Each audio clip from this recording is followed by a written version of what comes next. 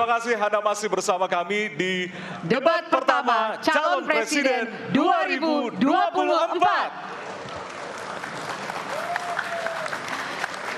Hadirin, jika pada segmen sebelumnya pertanyaan dibuat oleh tim panelis, maka di segmen ini dan segmen selanjutnya pertanyaan murni dari para calon presiden.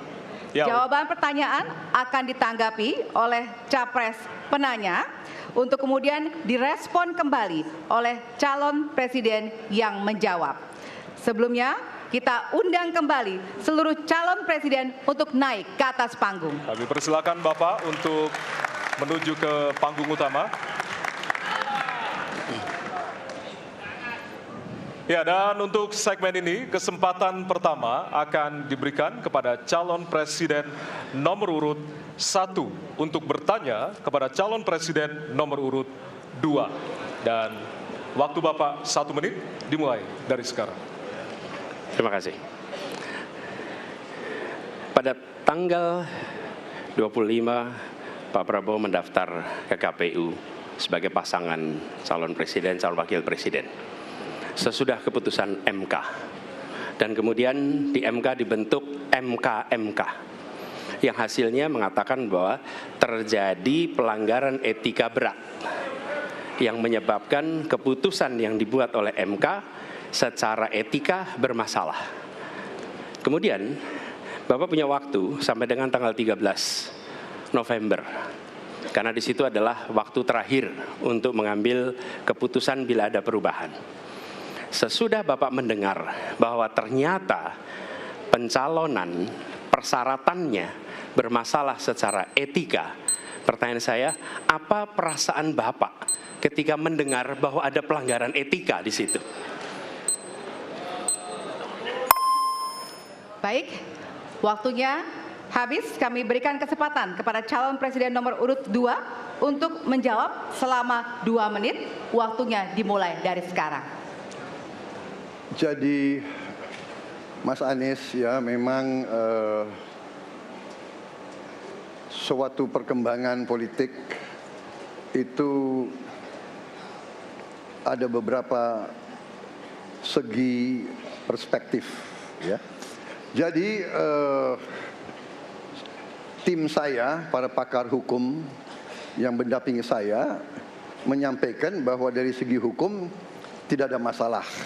Masalah yang dianggap pelanggaran etika sudah diambil tindakan dan keputusan, ya, waktu itu oleh pihak yang diberi wewenang. Kemudian sudah ada tindakan, dan tindakan pun itu masih diperdebatkan karena yang bersangkutan masih memproses. Tetapi intinya adalah bahwa keputusan itu final dan tidak dapat dirubah. Ya, saya laksanakan, ya. Dan kita ini bukan anak kecil, Mas Anies, ya. Anda juga paham, ya. Sudahlah, ya. Sekarang begini, intinya rakyat yang putuskan, rakyat yang menilai. Kalau rakyat tidak suka Prabowo dan Gibran, nggak usah pilih kami, saudara-saudara sekalian. Dan saya tidak takut tidak punya jabatan, Mas Anies. Sorry ya. Sorry ya.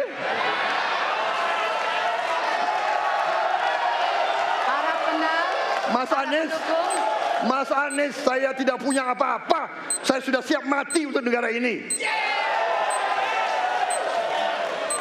Baik. Waktu Anda habis, Bapak, dan selanjutnya kami persilakan kepada calon presiden nomor urut 1 untuk menanggapi jawaban dari calon presiden nomor urut 2. Waktu Bapak 1 menit. Dimulai dari sekarang. Fenomena ordal ini menyebalkan. Di seluruh Indonesia kita menghadapi fenomena ordal. Mau ikut kesebelasan ada ordalnya. Mau masuk jadi guru ordal. Mau daftar sekolah ada ordal. Mau dapat tiket untuk konser ada ordal. Ada ordal di mana-mana yang membuat meritokratik nggak berjalan. Yang membuat etika luntur. Dan ketika fenomena ordal itu bukan hanya di masyarakat, tapi di proses yang paling puncak terjadi ordal, maka rakyat kebanyakan, dan ini saya rasakan beberapa waktu yang lalu, beberapa orang guru berjumpa dengan saya dan mereka mengatakan, Pak, di tempat kami pengangkatan guru-guru itu mendasarkan ordal. Kalau tidak ada ordal, nggak bisa jadi guru, nggak bisa diangkat. Lalu apa jawabannya? Atasan saya bilang, wong yang di Jakarta aja pakai ordal, kenapa kita di bawah tidak boleh pakai ordal? Negeri ini rusak apabila tatanan Waktunya itu hilang. habis. Ya. Sekarang kami berikan kesempatan kepada calon presiden nomor urut 2 untuk menanggapi tanggapan dari calon presiden nomor urut 1. Waktunya 1 menit dari sekarang. Mas Anies. Dalam demokrasi, kekuasaan tertinggi ada di rakyat. Hakim yang tertinggi adalah rakyat. Tanggal 14 Februari, rakyat yang akan mengambil keputusan. Kalau kami tidak benar, salah, berkhianat, rakyat yang akan menghukum kami. Waktu masih ada, Bapak? Sudah cukup? Baik, terima kasih. Harap tenang hadirin, kita akan lanjutkan. Ya, kita akan lanjutkan. Dan untuk kesempatan ini kami berikan kepada calon presiden nomor urut 2 untuk bertanya kepada calon presiden nomor urut 3. Dan waktu Bapak 1 menit dimulai dari sekarang. Mas Ganjar punya pengalaman sebagai gubernur. Saya ingin bertanya, bagaimana pemikiran Bapak untuk mengatasi pengangguran yang masih banyak, terutama lulusan-lulusan sekolah dan sarjana yang belum tertampung. Mungkin pengalaman Bapak bisa Bapak memberi suatu pencerahan kepada kami. Terima kasih. Waktunya masih ada, Bapak ada yang ingin ditambahkan? Baik, cukup. Oke. Selanjutnya kami berikan kesempatan kepada calon presiden nomor urut 3 untuk menjawab selama 2 menit. Waktunya dimulai dari sekarang. Terima kasih Pak Prabowo.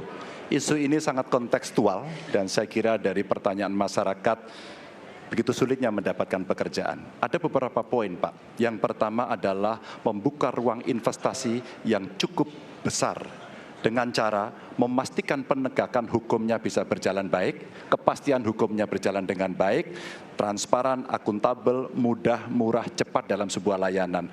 Tanpa itu dilakukan, mereka akan minggat dan mereka akan pergi, tidak mau datang. Yang kedua, ketika mereka datang, sudah masuk berinvestasi, katakan, pusat-pusat pertumbuhan sudah diberikan kepada mereka oleh pemerintah dengan fasilitasi kawasan industri umpama, insentif pajak umpama, kemudahan perizinan, ease of doing business umpama, maka ketika kemudian itu sudah berjalan, Pak, yang mesti disiapkan adalah SDM. Ketangguhan SDM untuk menjemput itulah yang kita siapkan. Apa itu? Sekolah vokasi, nggak ada yang lain. Dan kemudian SDM inilah yang kita bisa pastikan bahwa mereka sampai dengan 12 tahun mesti sekolah dan gratis. Inilah yang kemudian bisa kita dorong untuk kemudian mereka bisa naik. Ada juga tindakan afirmasi sekaligus untuk menurunkan kemiskinan adalah setiap satu keluarga miskin kita kasih kesempatan satu anaknya sampai ke perguruan tinggi. Karena itulah yang akan membongkar dan kemudian memberikan ruang pekerjaan yang jauh lebih banyak kepada mereka. Maka peran-peran inilah yang mesti kita dorong. Kawasan industri Kendal sudah bekerja sama dengan 100-an lebih sekolah vokasi. Kawasan industri di Batang sedang kita siapkan, bahkan kita bangunkan sekolah. Kerjasama antara pusat, provinsi, kabupaten menjadi begitu penting untuk memfasilitasi itu, dan kemudian tugas kita mensosialisasikan untuk mereka bisa terlibat di dalamnya. Baik.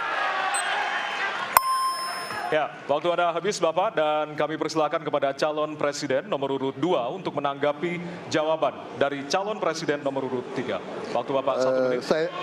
Saya senang mendengar jawaban itu. Berarti Bapak bisa mengakui prestasi pemerintah Jokowi dalam mengembangkan KEK semua, mendorong hilirisasi, menciptakan lapangan kerja, mengundang investor-investor ke Jawa Tengah untuk menciptakan pertumbuhan ekonomi yang bermutu dan berkelanjutan. Terima kasih. Ya. Waktunya masih ada, Bapak? Cukup. Baik, selanjutnya kita berikan kesempatan kepada calon presiden nomor urut 3 untuk menanggapi tanggapan dari calon presiden nomor urut 2. Waktunya 1 menit dari sekarang. Pak Prabowo, terima kasih. Ketika kami merancang kawasan-kawasan industri dan bagaimana percepatan itu kita lakukan, kami duduk dengan para menteri, bahkan kami duduk dengan presiden. Kami punya pikiran yang sama dalam merancang ini karena kita ingin menjemput 2045 sebagai negara maju, negara unggul. Itu yang harus kita ciptakan. Maka ketika kemudian soal setuju tidak setuju, kami hampir 10 tahun. Bahkan proyek-proyek strategis nasional yang ada di Jawa Tengah, saya bereskan, Pak. Karena itu bentuk tanggung jawab kami sebagai wakil pemerintah pusat di daerah, dan kami tahu posisi itu agar kita berada dalam satu barisan menjemput keunggulan Indonesia di 2045. Masih ada waktu, Bapak? Cukup? Baik. Ya, dan selanjutnya kita akan berikan kesempatan calon presiden nomor urut 3 untuk bertanya kepada calon presiden nomor urut 1. Dan waktu Bapak 1 menit dimulai dari sekarang. Mas Anies pernah menjadi gubernur ibu kota. Dan hari ini menjadi isu publik, saya barusan dari IKN. Mas Anies, dengan berbagai kondisi yang ada di Jakarta, traffic jam, orang bermigrasi, bagaimana polusi yang terjadi, saya ingin dapat statement yang clear dari Mas Anies. Apa pendapat Mas Anies ketika kemudian Indonesia sentris itu ingin dibangun, mimpi besar anak bangsa sejak presiden sebelumnya ingin dibangun untuk memindahkan ibu kota dari Jakarta ke IKN? Silakan. Baik, waktunya masih ada, Bapak? Cukup? Baik, terima kasih. Kemudian kami silakan calon presiden nomor urut 1 untuk memberikan jawaban selama 2 menit dimulai dari sekarang. Kalau ada masalah jangan ditinggalkan, diselesaikan. Itu filosofi nomor 1. Jadi ketika di Jakarta menghadapi masalah, maka masalah lingkungan hidup, masalah lalu lintas, kepadatan penduduk, ini harus diselesaikan. Ditinggalkan tidak kemudian membuat otomatis selesai. Justru ini yang harus dibereskan. Kalau kami melihat, begitu kita bicara lalu lintas, kontribusi aparat sipil negara di dalam kemacetan itu hanya 4-7%. Jadi nggak akan mengurangi kemacetan di sini. Yang kedua, soal lingkungan hidup. Kalau yang pindah itu pemerintah, bisnis, keluarga masih tetap di sini, masih tetap ada masalah. Karena itu kami berpandangan, masalah yang di Jakarta harus diselesaikan dengan transportasi umum yang dibangun. Kemudian yang kedua, menambah taman yang dibangun, transportasi umum berbasis elektrik. Dan itu semua dikerjakan untuk membuat Jakarta menjadi kota yang nyaman, aman, kota yang membuat kita bisa hidup dengan sehat. Itu terkait dengan Jakarta. Jadi, jangan kita meniru pemerintah Belanda. Mereka punya kota tua. Ketika kota tua turun permukaan, mereka pindah ke selatan, bikin di sekitar Monas. Ditinggalkan, masalah tidak diselesaikan. Kita harus menghadapi masalah dengan menyelesaikan. Lalu yang kedua, terkait dengan IKN. Ketika kita memiliki masalah yang masih urgen di depan mata kita, di Kalimantan sendiri, kebutuhan untuk membangun sekolah yang rusak sangat banyak. Membangun kereta api atau jalur tol antar kota di Kalimantan itu urgen. Yang merasakan dari uang itu siapa? Rakyat. Sementara yang kita kerjakan hanya membangun tempat untuk aparat sipil negara bekerja, bukan untuk rakyat dan bukan pusat perekonomian. Baik. Ya, waktu Anda habis dan kami persilakan kepada calon presiden nomor urut 3 untuk menanggapi jawaban dari calon presiden nomor urut 1. Waktu Bapak 1 menit, disilakan. Apakah boleh saya simpulkan kalau begitu Mas Anies dalam posisi yang oposisi terhadap beberapa kebijakan termasuk IKN menolak IKN dilanjutkan? Terima kasih. Cukup Waktunya? Bapak? Cukup. Baik. Baik, selanjutnya kami berikan kesempatan kepada calon presiden nomor urut 1 untuk menanggapi tanggapan dari calon presiden nomor urut 3. Waktunya 1 menit dari sekarang. Inilah salah satu contoh produk hukum yang tidak melewati proses dialog publik yang lengkap. Sehingga dialognya sesudah jadi undang-undang. Dan ketika dialognya sudah undang-undang, siapapun yang kritis dianggap oposisi, siapapun yang pro dianggap pro pemerintah. Kenapa? Karena tidak ada proses pembahasan yang komprehensif yang memberikan ruang kepada publik. Ini negara hukum, bukan negara kekuasaan. Dalam negara hukum, berikan ruang kepada publik untuk membahas sebuah peraturan sebelum dia ditetapkan. Tapi ini nada-nadanya seperti negara kekuasaan, di mana penguasa menentukan hukum dan kemudian dari situ kita berdebat pro kon. Kami melihat ada kebutuhan-kebutuhan urgen yang dibangun untuk rakyat. Kalau hari ini kita belum bisa menyiapkan pupuk lengkap, tapi pada saat yang sama kita membangun sebuah istana untuk presiden, di mana rasa keadilan kita? Waktunya sudah habis.